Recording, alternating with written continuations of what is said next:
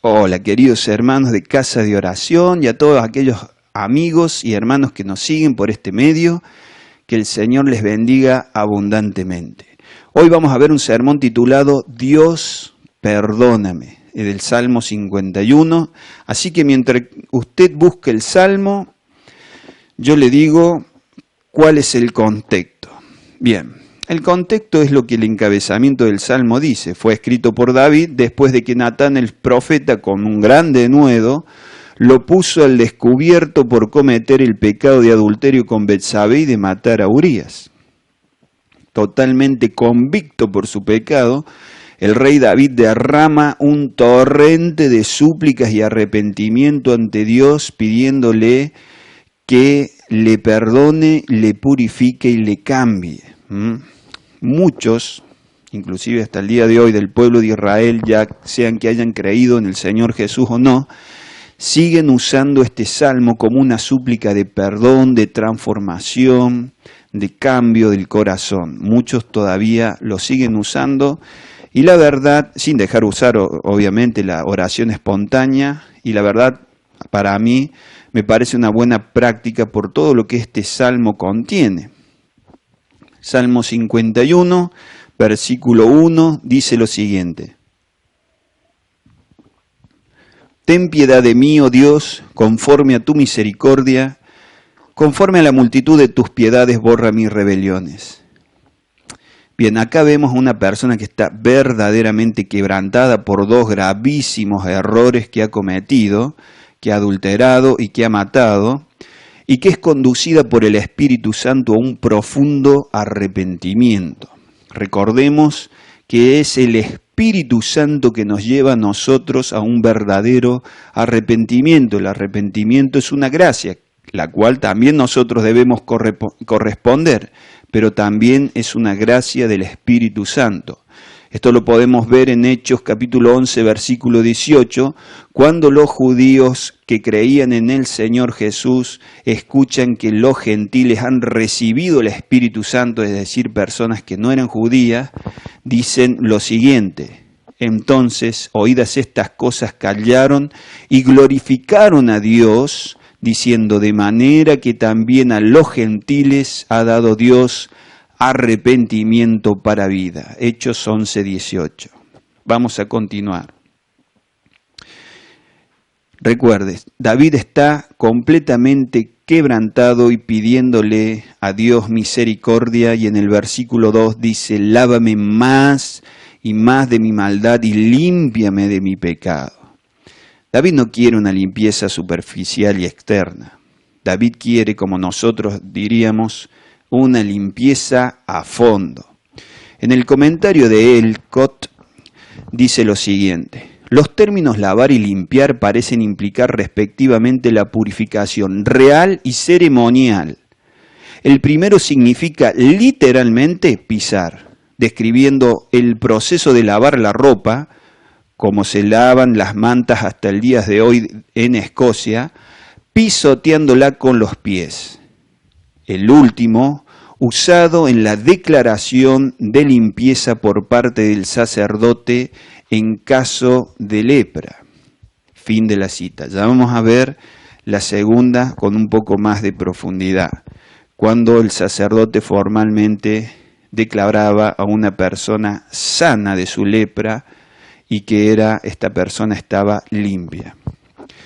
Acá David está pidiendo a Dios que purifique todo su ser. En el Salmo, versículo 3 dice, porque yo reconozco mis rebeliones y mi pecado está siempre delante de mí. Él reconoce sus rebeliones, es decir, que no fueron pecados aislados, sino que dio continuidad teniendo una conducta de permanencia en esa inmundicia sin buscar el perdón de Dios hasta que Natán lo fue y lo confrontó. Y aunque por más que él quiso ser indiferente a este pecado estos pecados venían recurrentemente a su mente, y por eso él dice, mi pecado está siempre delante de mí, no se lo podía sacar de su cabeza. En el versículo 4 dice, contra ti solo he pecado y hecho lo malo delante de tus ojos para que seas reconocido justo en tu palabra y tenido por puro en tu juicio. David entiende que aunque ha pecado contra su conciencia y contra las otras personas, nada hay más grave que haber pecado contra el propio Dios. Nosotros debemos recordar que Jesús en Mateo 25 dice que cada vez que hacemos misericordia a alguien necesitado, a él le estamos haciendo esa misericordia. ¿Se acuerda? Tuve hambre y me diste comer, tuve sed y me diste de beber. Bien.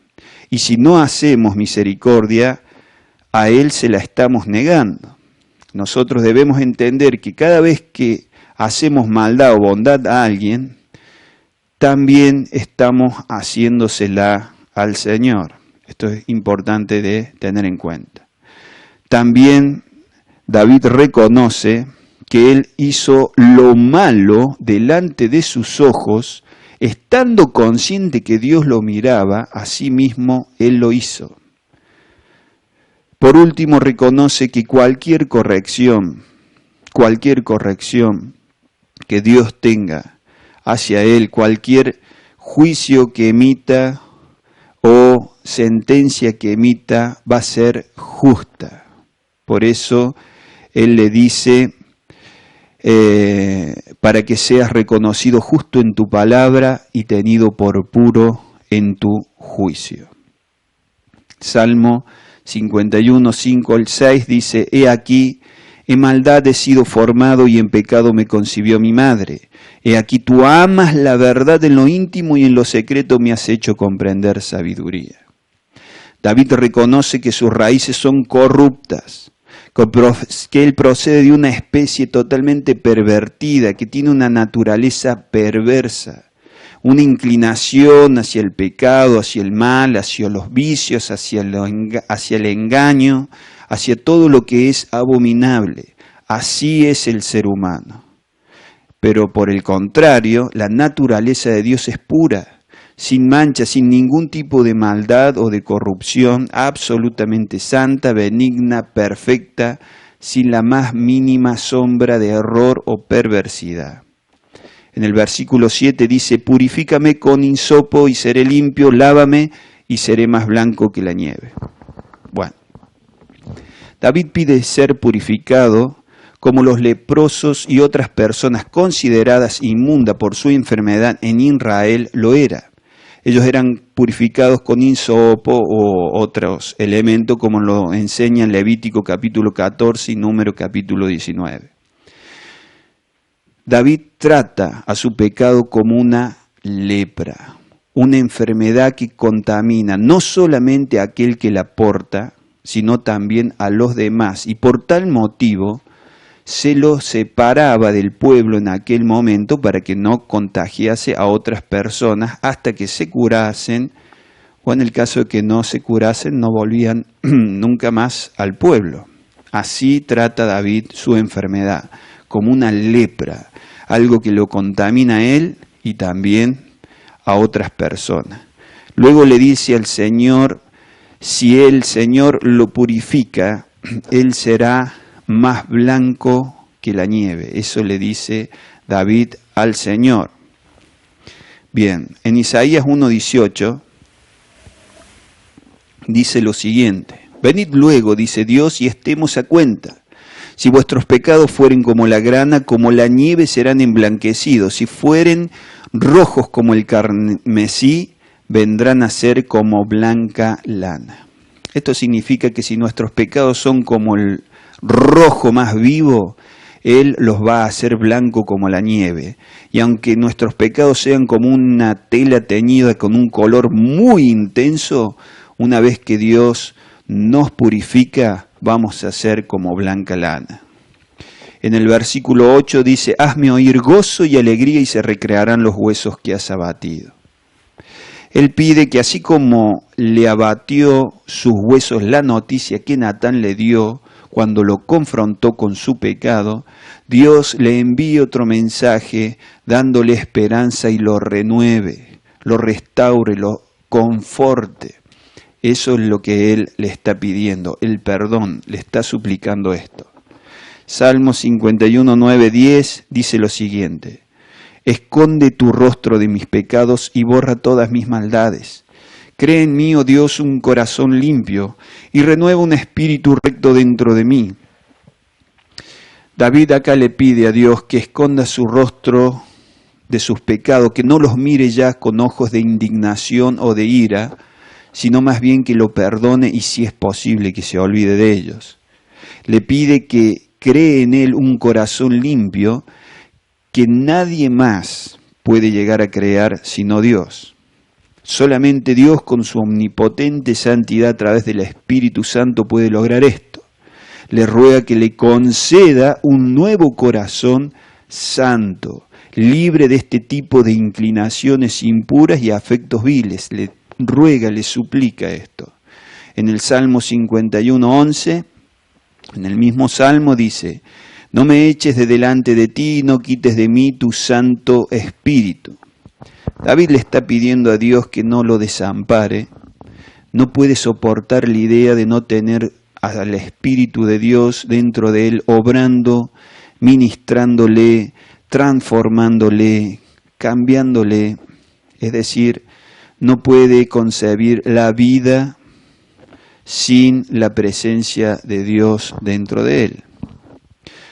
Aunque David había pecado gravemente, porque David había pecado gravemente, la presencia del Señor permanecía en él y solamente esa presencia podía llegar a restaurarlo de forma completa, como lo hace hoy el Señor y nos enseña el Nuevo Testamento, bueno, a través de todos los capítulos del Nuevo Testamento. Ahora, nosotros debemos hacernos esta pregunta. Observando cómo es David, este hombre conforme al corazón de Dios, nosotros debemos preguntarnos: ¿anhelamos nosotros de esta forma, con esta fuerza, con estos deseos, la obra del Espíritu Santo tan intensamente como David la anhelaba en su corazón? ¿Nosotros lo estamos anhelando o no lo estamos anhelando? Es algo que nosotros debemos preguntarnos. Creo que debemos reflexionar en esto, porque David precisamente fue un hombre muy consagrado al Señor, como ya lo mencioné antes, a pesar de estas caídas.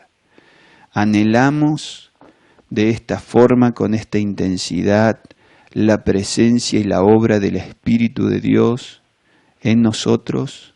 Cuando oramos y pedimos esto, ¿cómo lo pedimos? ¿Realmente lo pedimos con todo el corazón o es una petición más entre tantas que podemos llegar a hacer sin mucha trascendencia? Vamos a seguir con el versículo 12. Vuélveme el gozo de tu salvación y espíritu noble me sustente. David está salvo, pero ha perdido totalmente el gozo de su salvación y le pide a Dios que él se la devuelva. Ahora mire lo que él dice: devuélveme el gozo de tu salvación. Es decir, él experimenta el gozo de ser salvo. Y nosotros también aquí debemos preguntar: ¿experimentamos el gozo de nuestra salvación?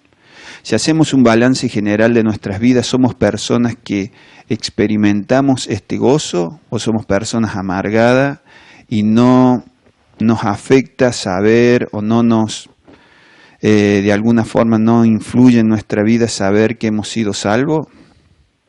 Porque hasta es dudoso que seamos salvos si no tiene tanta importancia esa noticia para nosotros. Si nosotros hacemos un balance general de nuestras vidas, ¿somos personas gozosas o no lo somos? ¿O somos personas amargadas? ¿Qué somos? Salmo 51:13 dice: entonces enseñaré a los transgresores tus caminos y los pecadores se convertirán a ti. Así como el pecado nuestro contamina nuestro corazón y contamina a los demás, la santidad de Dios en nosotros nos limpia, influye a otras personas. Tanto el pecado como la consagración en nuestras vidas nos van a influir a nosotros y a nuestro entorno. No tengamos duda de eso, no la tengamos. Por eso Jesús dijo que su iglesia es la sal de la sal de esta tierra y la luz de este mundo.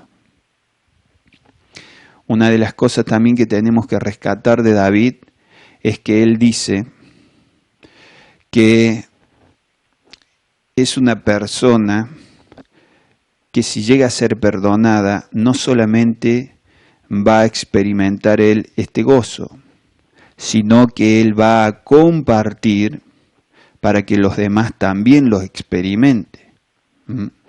Por eso le dice él en el pasaje: entonces enseñaré a los transgresores tus caminos y los pecadores se convertirán a ti. Se compromete en compartir este mensaje o apoyar a personas que lo están compartiendo. Esto es también muy importante. Carlos Spurgeon era muy duro en este aspecto y él decía: una persona que no quiere que los demás sean salvos no es una persona salva. Bueno, es medio duro, pero la verdad es que tiene un fundamento bíblico. Las personas que realmente han experimentado el perdón de Dios quieren que otros también lo experimenten. En el versículo 14 dice: líbrame de homicidios, oh Dios, Dios de mi salvación, cantará mi lengua tu justicia. Ahora, acá hay dos interpretaciones. La primera dice que David le está pidiendo a Dios que no le dé un castigo de muerte, que le permita vivir y él le va a dedicar su vida. Es muy posible, porque estos pecados podían llevarlo a una sentencia de muerte a David.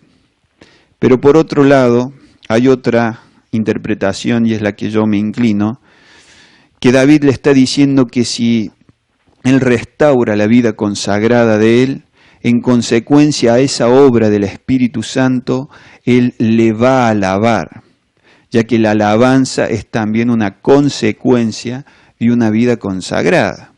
Recordemos lo que dice el Salmo 40, dice: pacientemente esperé a Dios y se inclinó a mí y oyó mi clamor y me hizo sacar del pozo de la desesperación, del lodo cenagoso, puso mis pies sobre peña y escuche, y enderezó mis pasos, puso luego en mi boca cántico nuevo, alabanza a nuestro Dios. La presencia de Dios en nuestro corazón, cuando el Espíritu Santo está ardiendo en nuestro corazón, nosotros le alabamos. Recuerda, el Salmo 22 dice que Dios habita en medio de alabanza, así que no es medio raro que una persona esté en una buena comunión con el Señor y no lo alabe. Salmo 51, versículo 15 dice algo parecido: Señor, abre mis labios y publicará mi boca tu alabanza. Las notas de Barnes dice lo siguiente: la alabanza es la expresión natural de los sentimientos cuando se quita el sentido del pecado, ¿no? Cuando la persona realmente se siente perdonada, alaba al Señor. Salmo 51, 16, 17 dice: porque no quieres sacrificio que yo lo daría, no quieres holocausto. Los sacrificios de Dios son el espíritu quebrantado, el corazón constricto y humillado, no despreciarás tú, oh Dios. Aquí David nos enseña que Dios no quiere una enseñanza, que Dios no quiere una obediencia parcial o superficial, sino que Él quiere una entrega completa de nuestra parte. Esto nosotros lo podemos ver en el libro de Jeremías, en el capítulo 7. Les voy a leer un pedacito. Acá está Jeremías profetizando en las puertas del templo, porque las personas iban al templo, pero después de salir del templo no vivían conforme a lo que escuchaban que debían hacer precisamente dentro del templo. Y dice así: palabra de Dios que vino a Jeremías diciendo: ponte a la puerta de la casa de Dios y proclama allí esta palabra y di: oíd palabra de Dios, todo Judá, los que entráis por las puertas para adorar a Dios. Así ha dicho el Señor de los ejércitos, Dios de Israel: mejorad vuestros caminos y vuestras obras, y os haré morar en este lugar. No fiéis en palabras de mentira, diciendo: templo de Dios, templo de Dios, templo de Dios es este.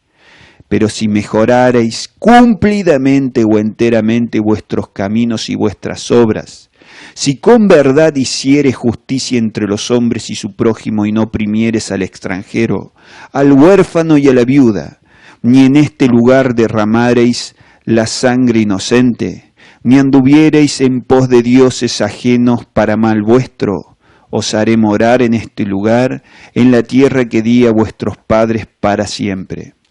He aquí vosotros confiáis en palabras de mentira, que no aprovechan, hurtando, matando, adulterando, jurando en falso e incensando a Baal y andando tras dioses extraños que no conocéis.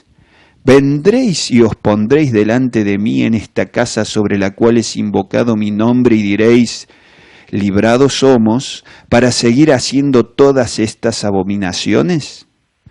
¿Es cueva de ladrones delante de vuestros ojos esta casa sobre la cual es invocado mi nombre? He aquí que también yo lo veo, dice el Señor.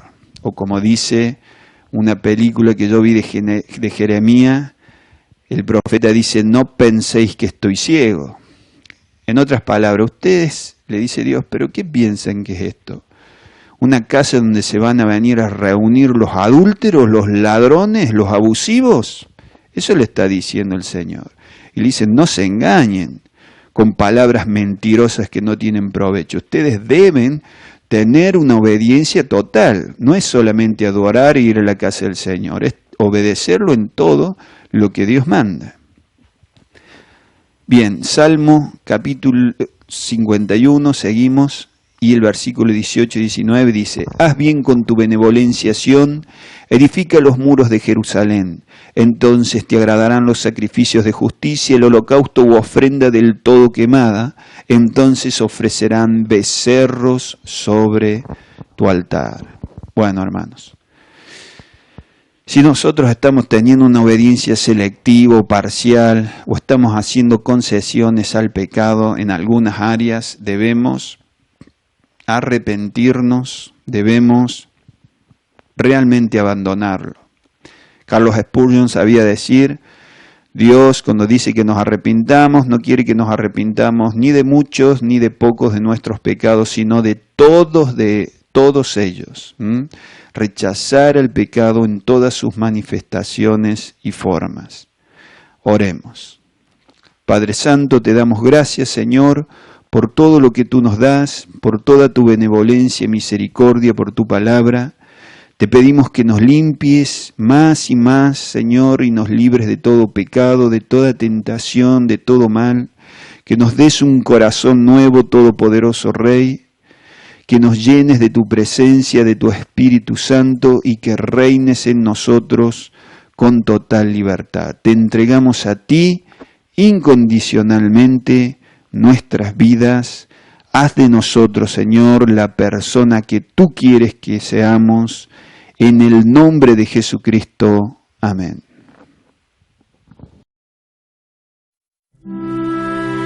Si quiere aprender más de la Palabra de Dios, visite nuestra página web www.elcaminoverdadero.com, donde podrá utilizar material gratuito, o nuestro canal de YouTube, El Camino Verdadero, o nuestra página de Facebook, Cristianismo Bíblico para Todos.